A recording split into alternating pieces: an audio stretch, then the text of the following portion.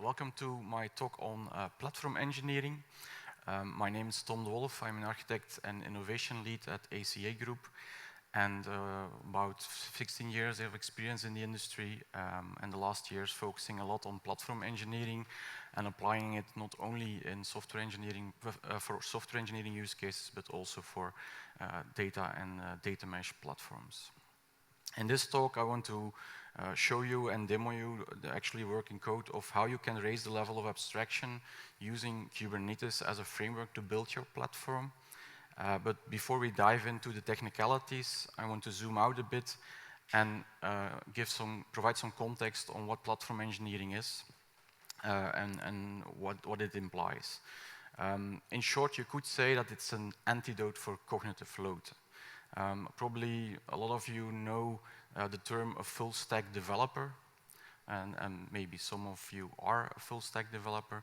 So basically you need to do everything, but that means that your cognitive load of dealing with all the technologies, all the infrastructure components that are involved is becoming quite high. So a first goal of platform engineering is to lower that cognitive load for developers or engineers in general.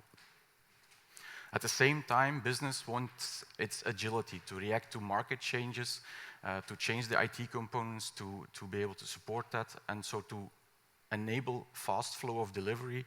That's also something why platform engineering is trying to do its thing. What's also often the case is that there's a central ops or infrastructure team that is working ticket-based. You have to create a ticket to get a server or another IT component. And when you have a lot of different teams that are building applications or doing data work, then they get a risk to become a bottleneck in your company. So also with platform engineering, we want to reduce that. If on the other hand, all those application teams are going to build up their own infrastructure and tooling, then the total cost of ownership will skyrocket a lot. So another goal is to reduce that. And how that's done in platform engineering? Well, by providing that shared platform towards those developer teams and provide a self-service experience for the developer. That's an integrated experience on how to autonomously create components and evolve them, so to enable that fast flow of delivery. By, of course, maximizing the automation of things that are repetitive tasks, and by encapsulating and abstracting away the lower level complexity of all those infrastructure and technology components that is non-essential for what you want to do every day.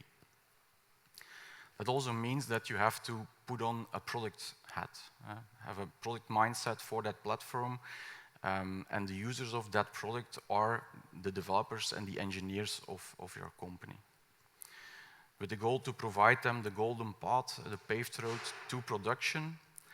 And who is going to do that? Well, it will be a platform team that owns the platform as a product. To situate that a bit better, let's look at the team topology that it also implies. So next to building that technical platform, there's also an organizational impact. I use the terminology of the team topologies book. So on the one hand, there are those streamlined teams that focus on the value delivery. They create the applications, they create the data products, they want to have that business agility to react fast and change their delivery cycles, the components they deliver. And next to that, you then get that platform team that will focus on that developer experience and optimizing that experience for those streamlined teams. So they provide a platform as a service towards those teams. And the last type of team is the enabling team. Of course, if there's a platform, you have to get teams onboarded to that platform, guide them in best practices, and sometimes it's the platform team itself that takes on that role, but you can also install different enabling teams depending on the expertise that's needed within the company.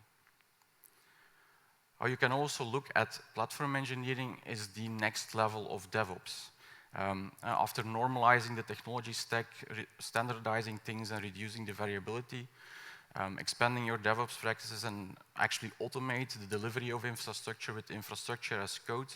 When you apply platform engineering, you're really thinking about providing those self-service capabilities and even going a step further to provide that as an integrated developer experience. So it's a lot more than just DevOps and infrastructure as code. It's actually thinking about the developer as your user and delivering that developer experience as a product. Now, an essential best practice in platform engineering is to raise that level of abstraction. As we said, we need to lower that cognitive load through a self-service experience and abstract away the lower level complexity. We can reduce that complexity by raising the level of abstraction at which a developer needs to work. But that also implies that you need a new vocabulary that simplifies things. And there's a great book by Gregor Hope called Platform Strategy, in which he uses the metaphor of a car. And within a car, there is also a kind of a platform underneath. If you wouldn't use a new vocabulary, you would call that a piston gear wheel assembly. But for a driver of a car, that's not really a good experience. He or she will not know what is this? How can I drive it? So that's why a new vocabulary, like a car that you can drive, that you can sit in, simplifies things and helps in raising that level of abstraction. And that's a bit what we need to try in platform engineering also. But be aware that we want to build abstractions and not illusions. We do not want to hide the essential complexity that we have. So for example, a remote procedure call, it could look like a local method call, but there's still the network in between. Things can fail, things can take a long time. So you're hiding essential complexity, and in that sense, that's not a great example of a good abstraction. So the goal is when you raise that level of abstraction, that the self-service experience for your user is at that level. For example, if you have a microservice, simplified, it's a front end, a back end, and a database. But actually, there's a lot more underneath, and you have the Git repository involved. In Kubernetes, you have the service pod, deployment, the container involved, maybe a configuration in an authorization server. Same for the backend, with potential secrets that need to be stored. And in the database, you need your schema, activating the backups of that database. But and if you have auditing requirements, also activate, for example, a change data capture stream to log them. If you do nothing, then the developer experience is actually completely to the right. And you're interacting with each of these individual components, and then that cognitive load rises. If you want to limit that, you want to push the developer experience all the way to the left, so that that developer is interacting with that microservice abstraction, is interacting with the platform in the sense of creating a new microservice, deploying that microservice, monitoring that one, and that the platform does all the automation underneath to orchestrate the components that are on the right. Of course, there needs to be a core component in your platform that takes on that job, and that's the Platform Orchestrator. And in what follows, I'm going to show you what the role is of the Platform Orchestrator and how Kubernetes can help in this. So the Platform Orchestrator is tasked with bringing those abstractions alive. And at the same time, hiding the unnecessary details that are underneath. So the Platform Orchestrator needs to provide, so to say, self-service APIs, which allow self-service experiences to be built upon them. So, for example, user interfaces that can be used, like a developer portal, can be integrated with those APIs, or a CLI that you can use in your local development cycle.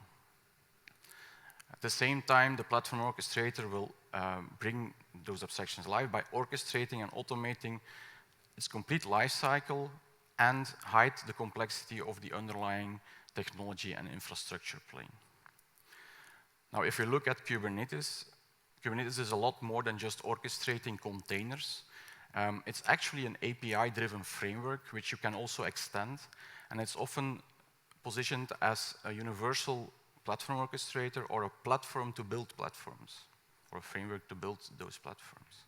Because on the one hand, it supports designing APIs and abstractions by what's called custom resource definitions, and I will go into that in detail later, to provide those self-service APIs. And on the other hand, the pattern of a Kubernetes operator can help to orchestrate things when interactions happen with that API. So looking at custom resource definitions, in Kubernetes, everything is a resource.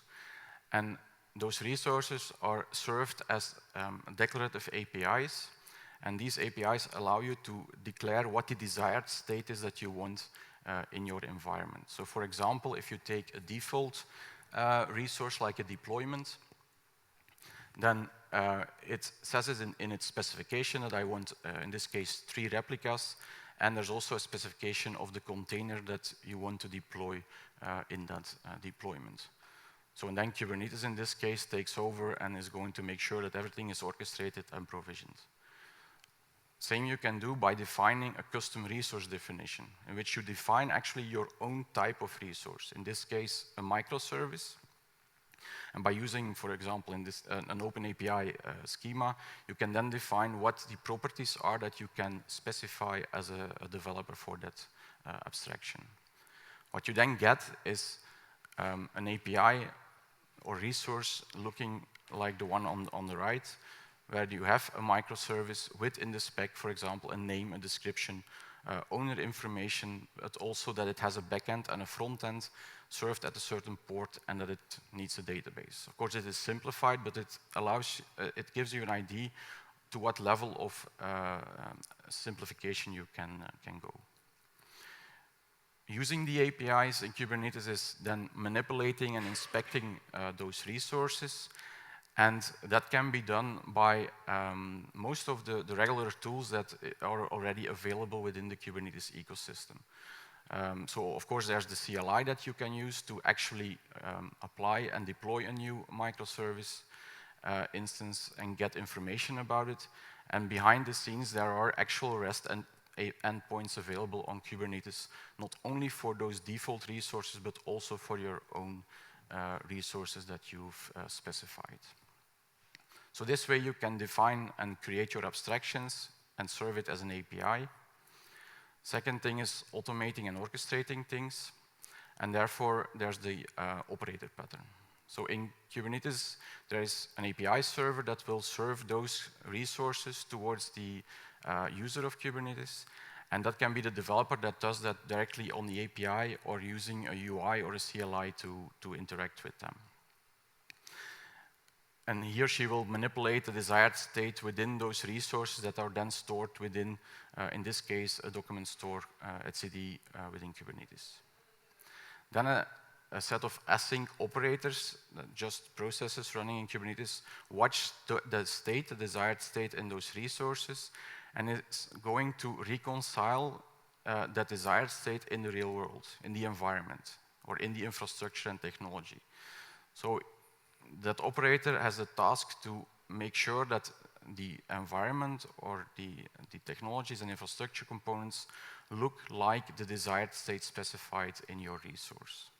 When that succeeds or fails, then of course that operator process can also update that resource to reflect that state, so that the feedback cycle is closed and the developer using the platform can also inspect what's happening there.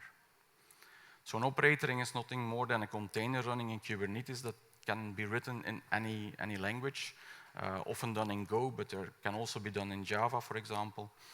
And the orchestration logic of your platform is then embedded within those operators in the reconciliation loop.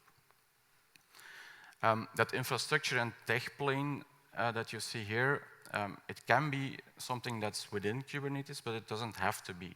So anything that has an API in which you can orchestrate things to is fine. So also cloud services that exist with cloud vendors, or things that you have on-prem, as long as it has those administrative APIs which you can use to automate it. Also note that this is a robust and resilient pattern. What the operator does is to just reassess the delta between what's the desired state and what it sees in the actual state, and tries to solve that. So when an operator crashes or when something unexpected happens, it will just be another delta to solve. And that's how you implement those processes to be robust and resilient. Zooming out a bit to the ecosystem around Kubernetes, on the right you have two types of ecosystems. You can have a tightly coupled ecosystem where different tools in your ecosystem work on specific APIs, and it lacks a bit flexibility. What's the case with Kubernetes is that you actually get an open and loosely coupled model because there is the Kubernetes resource model in between. And what is this Kubernetes resource model? Well, actually it's just a standard schema shape which includes things like a version, a kind or type of the resource, metadata with a name and namespace in it, the ability to label it, put annotations on it, and so on. And it also has the desired state in a spec, that's by convention, and the actual state can be reflected within the status of that resource. So that means that the tools are built against that generic Kubernetes resource model, which implies that when we create our abstractions and our operators, that each of our resources can also be manipulated with the tools in that same ecosystem. And next to that, Kubernetes also has some services out of the box, like for example, role-based access control, which also allows to apply security policies on that abstractions and on those APIs that you're creating with this framework. So as a result, there's an explosion of tools that are applicable on those resources. There's also an explosion of community operators, like for example, for Kafka or Apache Spark. But there are also frameworks like Crossplane, which are specifically built to manage cloud services of different cloud vendors. There's also, of course, an explosion of frameworks that make writing those operators and platform orchestrators easier. Like for Java, there's the Java Operator SDK that you can use. There are more meta frameworks that solely focus on decorating resources, for example.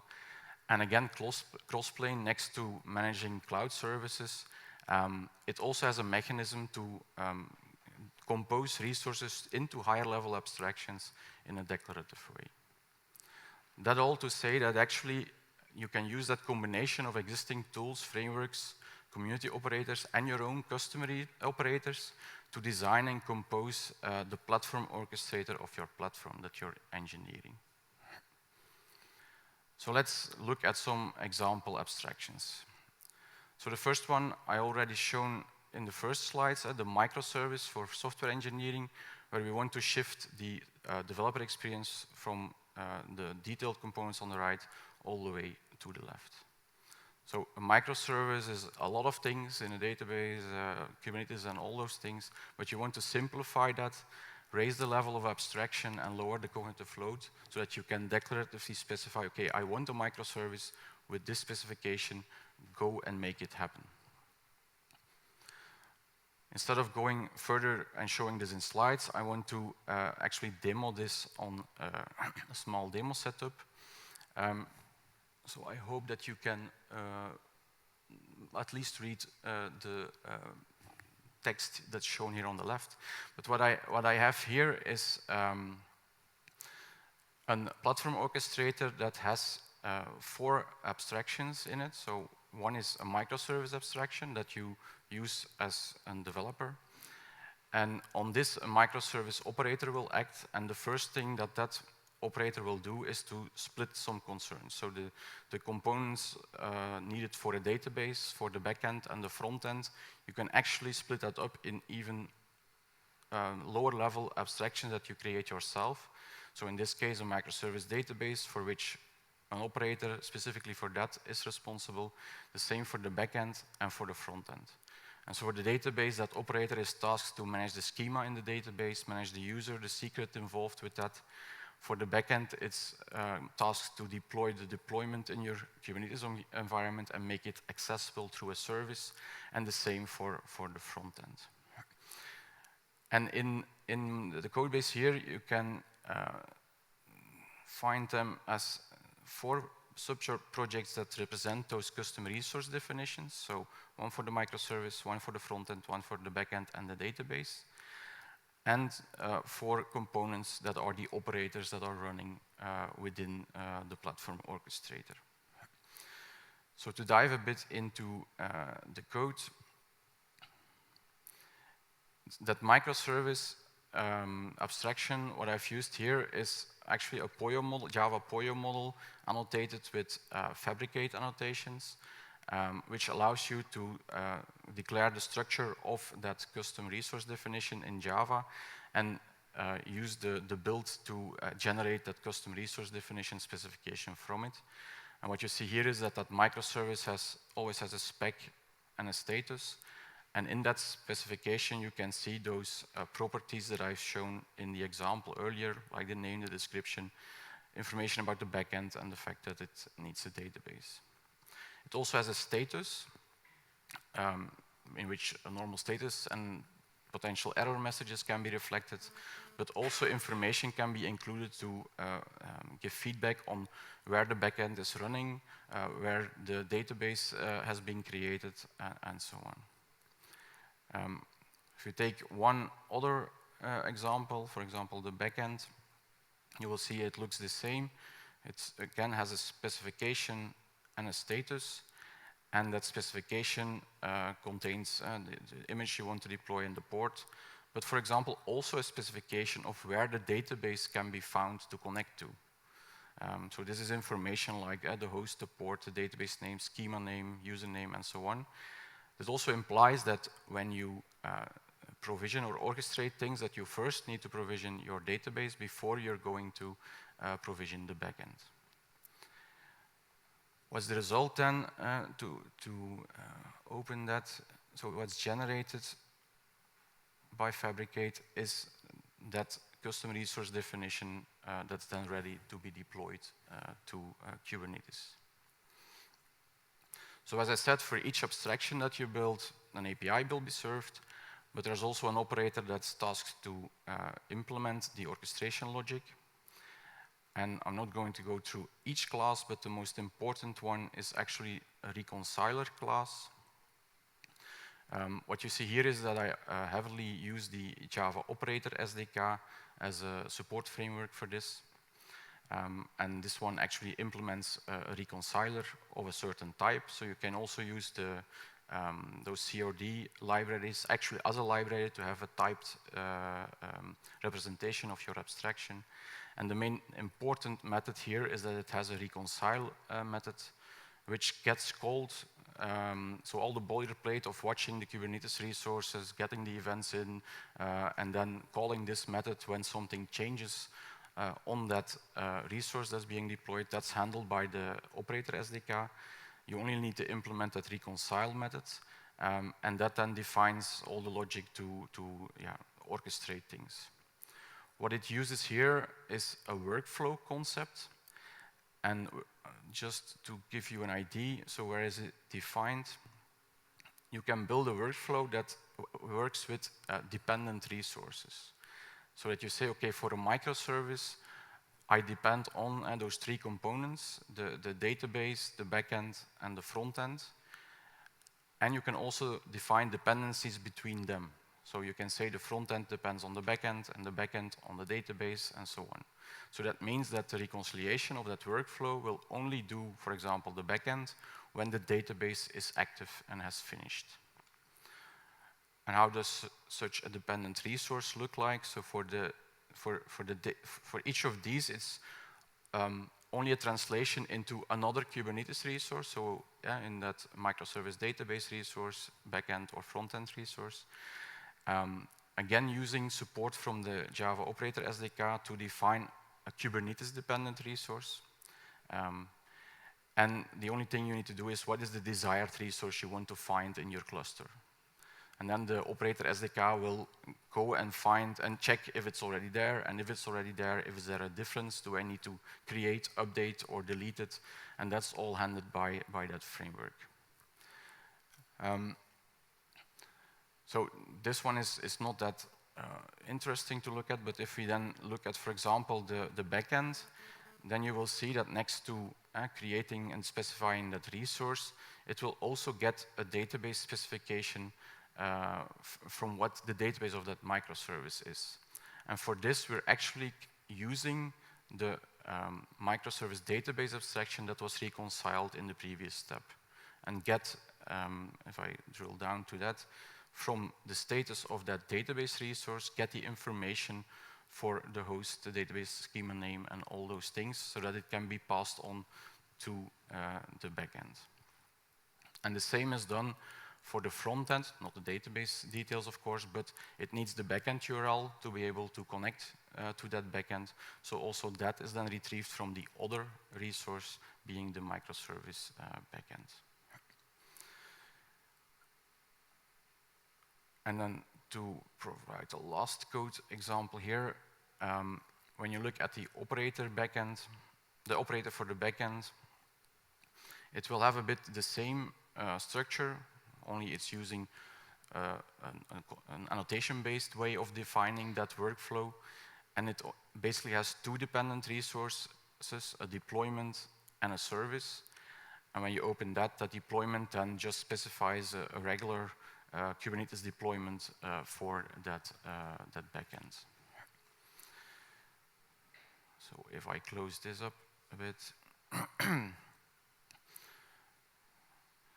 So what I now want to show is how this works in an actual deployment. I'm just going through my guiding slides here. So here I have a view on using a common Kubernetes tool on the deployments within my Platform Orchestrator. So there are none at the moment. Also, if I look at the custom resources, what I can find there are some custom resources for Helm and something other, but nothing that we've created ourselves at the moment. Also, going maybe through the CLI, if I check the deployments, services, and secrets in the environment, nothing is there. If I check them in my Platform Orchestrator, nothing is there yet. And if I try to retrieve or get and you see here MS, which is from microservice, MSFA is microservice frontend, so those are the short names that were defined in those Kubernetes custom resource definitions. Then the server will say, okay, I don't know that resource yet, so there's no API for that yet. I also here have the logs of the platform operator, and let's go to the deployments here again so that you can see them pop up. And what I'm now going to do is to deploy the actual platform orchestrator so that everything is ready to start using that platform. What I also have here on the right is a view on the database that's running. There are no specific schemas in there except the default ones. And if everything goes well, because you always have the demigods with you, then you see that all the operators are now up and running. And not everything went well, of course. That's just a race condition. But what you see is that these operators are all just Micronaut applications where the Java operator SDK has been used in. I'm going to empty this a bit for later. And so the platform orchestrator is now up and running. If I now have a look at the custom resources, then you see that those 4 abstractions that we've created are active. And if I have a look in how that looks, that's that custom resource definition that we created with the schema specification that is needed. Also, when you use the CLI in the terminal, you will now no longer get an error, but you will say there are no resources of those kinds at the moment. So that's what we want. Okay, now we have an example microservice. Open it. So it's quite a default one for ordering things.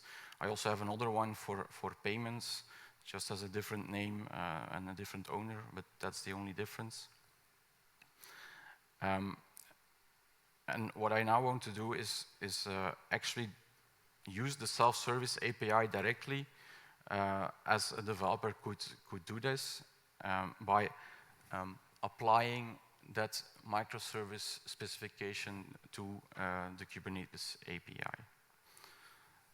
And to show that, so if I go, what I now can also do in this tool is to go to an overview of the microservices in the platform. So you see that those abstractions are really becoming alive also in the tooling. I have to make sure that I'm looking at the right namespace. And if I then apply this, you will see that that microservice will come up. It will get a status because everything is now reconciling behind the scenes. Maybe have a refresh.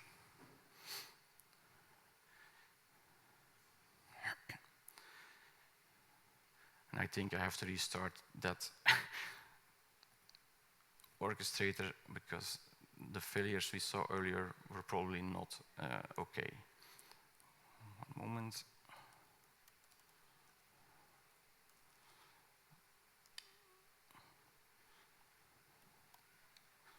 I did this multiple times, but of course, when you do it, when it has to work, it doesn't.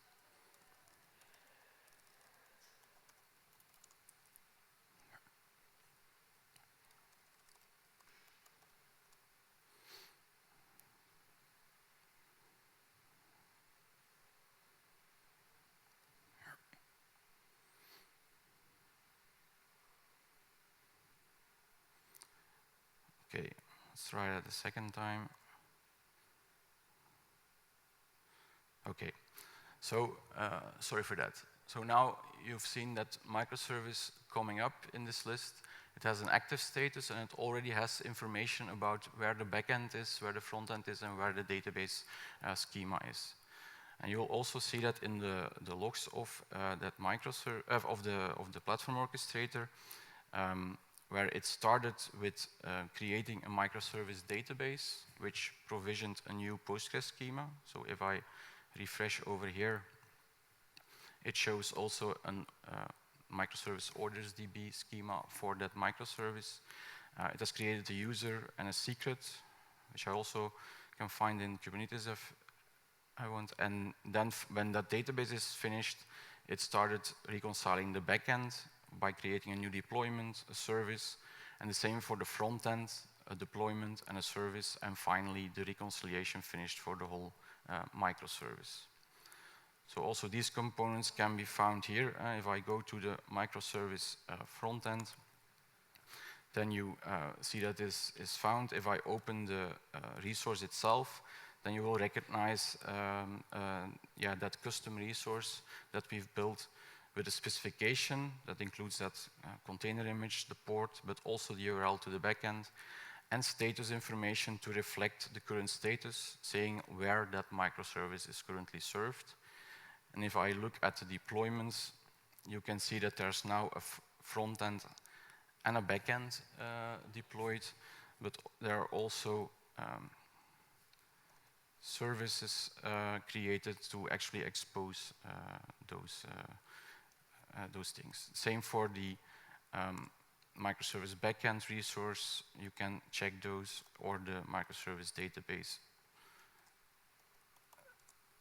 abstraction, you can also have a look at those. So that's all these things that I wanted to show. Then of course I can apply a second microservice with that. It will just come and show up in my Kubernetes platform. And it also has all the components that are needed for this. So when you, for example, use the terminal and retrieve all the different components that are involved, so our own abstractions, but also the deployment services and secrets involved, then you will see that there are, each time for the orders and the payment microservice, there is a database, a backend, a front end, the different deployments, different services, and secrets for the database credentials. So what I could now do is, for example, let's say that the payments microservice is no longer needed, then I can delete that, and that will trigger the cleanup logic of my platform orchestrator. So in the logs, you will see that it will have started with the microservice front end to clean up that. It goes backwards all the way to the database, then the back end, and of course the database, meaning that the payment schema which was here is now no longer here. What I can also show you is what I mentioned earlier is the fact that it's self-healing and robust. So for example, if I have a look at the current deployments that are there, which is a backend and front end, if I want now remove the front end deployment, then you will see that it immediately gets back up and running because that operator is continuously reconciling the desired state. So in that sense, it's self-healing. You can also do that on the level of your own abstraction. So if you would delete the front end, which is part of that microservice, then it will also start reconciling itself. And the last thing, let's take the services, for example. If I would say that the front-end operator crashed, so I'll scale down that front-end operator, and it's currently not running, and how do I know that? If I now delete the front-end service, for example, it doesn't come up again. If I do that for the backend, it's still reconciled and recreated. So that means that those components of your orchestrator can go down, and when they then come back up, you will see that also the service that is missing or that was deleted is now recreated. So I hope this demo shows a bit how you can use Kubernetes as a framework to build your platform and how you can actually build abstractions and raise that level of abstraction. One small other example is when we now looked at microservices in the software engineering world, but you of course you have also the data world. And when you talk about data mesh, there's something that's called a data product. Data product is tasked with taking input data from input ports, shown here, and producing new transformed data in its output ports. So there are also quite some structural components involved. You again have the story of that you have a Git repository, but in this case also, for example, an entry in a data catalog so that it can be discoverable, maybe an Apache Spark job to do the transformation. When you use a data lake, you need a storage bucket in there, or a data set with tables in a warehouse, or even a graph database.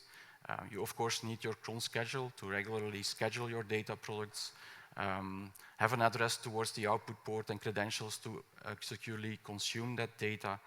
And so here again, you don't want the data product developer experience to be at that lowest level, but you want to shift it all the way to the left to interact with the platform in terms of data products. So a data product is also more than just a data set, and you can also simplify that by building then the data product abstraction, which is a bit the same as that microservice, but now it also includes that structure of a transformer that is scheduled at a certain time, input ports that connect to a source database, output ports of different types, and so on. And again, in your design of your platform, you can create an operator that is working on that top level abstraction and split that up in the different sub-abstractions, like for example, a transformer with an operator that is creating a Spark job, or an output port an operator that is creating a data set in BigQuery, and so on. So I hope that that gives you an idea that it's applicable to multiple use cases. I want to end with some design patterns that we've seen and how you can decompose your platform orchestrator so that it's not one big monolithic operator. And we already seen what I call layering of abstractions. and that you have the lower level abstractions building on, that you have a higher level abstraction building on lower level abstractions. And even in the default Kubernetes design, this is applied. So in this example, you have at the lowest level your pod that's tasked with keeping containers up and running. Then you have an abstraction on top that's a replica set, which is tasked with maintaining the number of desired replicas of the pods. And then you have the deployment abstraction on top, for which the operator is tasked to manage rollouts and updates of that deployment. So scaling down an existing replica set and bringing up a new one for a new rollout. So that allows you to actually do a composable design of your platform orchestrator. Another pattern is when you have a situation where there are multiple personas or roles that have to collaborate on your platform to get something done. Again, I used an example from the default resources of Kubernetes, tasked with claiming or reserving a persistent volume for your application. So the application developer uses an abstraction called the persistent volume claim to say, okay, I need a persistent volume for my application. A platform admin can use a storage class abstraction to define which types of storage classes are available within my platform. And an infrastructure provider is tasked to actually provide the persistent volume, on which then, when some persistent volume is claimed, the binding can happen to a specific space on that volume for that application. So what's done here is to partition those abstractions and the APIs targeted at specific roles in that workflow, with the goal to only configure what's relevant for your expertise and your role, and to reduce that configuration complexity. Last two patterns use another extension mechanism of Kubernetes called Kubernetes admission webhooks. And you can use that, for example, for policy enforcement. So it's something that intercepts any resource that's applied on Kubernetes, and when you use a validating webhook configuration, it can block that resource being passed on to the operator. So that allows you to enforce policies, validate, for example, required labels, but there are also more advanced tooling that built upon this. In the cloud native space, for example, the open policy agent and gatekeeper framework, which puts even a layer on top to have a domain-specific language to make it easier to specify your policies and apply them. So your developer is still using the APIs as we shown earlier, but there's a platform engineer that is not only configuring that validating webhook, but also implementing a service that will get the resource passed to it to validate it and say if it's okay or not. A variant of this is not using those webhooks for validation, but for decorating your resources. So in that case, the interception will pass on the resource to your own mutating webhook configuration, and that will have the ability to, for example, automatically and transparently add labels or enforce constant values so that you can minimize what a developer needs to configure on a resource, but still let your platform have the full intended resource activated. So with that being said, I think the key of platform engineering is to raise that level of abstraction. You need a tool to build your abstractions. And as I've shown, Kubernetes is quite suited for this, to be that framework to build your platforms. If you want to know more or have any questions, you can contact me on the email or LinkedIn that you see on the slides. And with that, I can thank you for attending my talk.